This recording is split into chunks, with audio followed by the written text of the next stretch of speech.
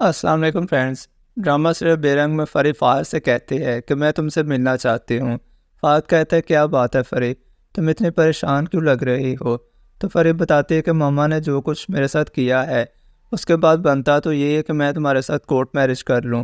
تم بتاؤ کیا تم کورٹ میرج کرنے میں میرا ساتھ دو گے تاکہ ہم لوگ کورٹ میرج کر سکیں؟ تو اس پر فہد کہتا ہے فری ایسا بالکل بھی ٹھیک نہیں رہے گا۔ دیکھو میری ماں کی معاشرے میں بہت ہی عزت ہے، بھلے تمہاری ماں کے پاس پیسہ بہت ہے لیکن میری ماں کے پاس عزت کے علاوہ اور کچھ بھی نہیں۔ وہ بہت ہی باعزت خاتون ہے، ان کی جاب ایسی جگہ ہے کہ بہت اچھے اچھے لوگ اور بڑے لوگ ان کو جاننے والے ہیں۔ اب اگر میں ایسے کام کروں گا تو ان کی ریپوٹیشن میں کتنا زیادہ فرق پڑے گا۔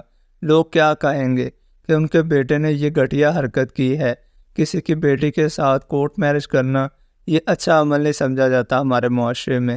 اس لیے فریب بہتر تو یہی ہے کہ ہم اپنے گھر والوں کو راضی کریں اور ان کی رضامندی سے ہی شادی کریں۔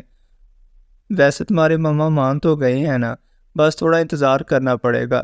تو یہاں فری کہتی ہے میں اپنی ماں کو سبق سکھانا چاہتی ہوں، وہ مجھے کیسے ہر چیز سے بے دخل کر سکتی ہیں۔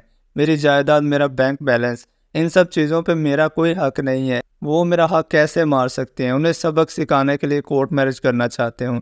لیکن فہد کو کچھ نہ کچھ امید ہے کہ اگر وہ سیدھے طریقے سے فری سے شادی کرے گا تو یقیناً اس کو حصہ ملے گا۔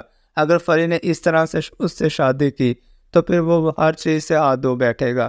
فہد یہاں عقل استعمال کرتا ہے اور فری کو کہہ دیتا ہے نہیں ہم ایسا نہیں کریں گے، تمہیں انتظار کرنا چاہیے، تمہاری ماں کا رویہ ٹھیک ہو جائے گا، مجھے امید ہے۔ دوسری طرف ایمل بہت زیادہ بھڑک جائے گی، یہ جان کر کے اس کے گھر والوں نے فاہرہ سے بات کی ہے اور کیس کرنے کی دھمکی دی ہے۔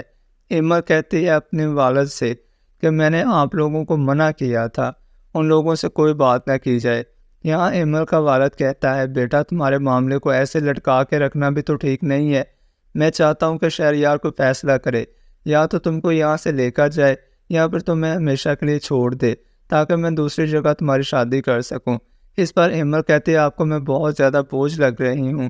تو اس کے والد اس کو کہتے ہیں کہ نہیں ایمل بیٹا ایسی کوئی بات نہیں ہے، اگر شہریار کو فیصلہ کرے گا تو پھر ہی کچھ ہوگا، ورنہ معاملہ یوں ہی لٹکا کے رکھے گا۔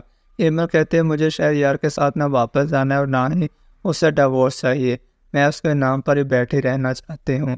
دوسری طرف جب شہریار کو یہ پتہ چلتا ہے کہ ایمل کے والد اس کے لیے ڈیورس مانگ رہے ہیں اور انہوں نے کیس کرنے کی دھمکی دی ہے تو وہ بھڑک جاتا ہے اور سارا کا سارا غصہ آئمہ پر نکال دیتا ہے، آئمہ کی حرکتوں کی وجہ سے، کیونکہ جس طرح آئمہ ان کا بینک بیلنس اڑا رہی ہے ان سے ان لوگوں کو بہت جلدی اندازہ ہو جائے گا کہ آئمہ صرف دونوں ہاتھوں سے ان کی دولت لوٹنے کے لیے ان کے گھر پر موجود ہے اور اس کو کسی بھی چیز سے غرض نہیں۔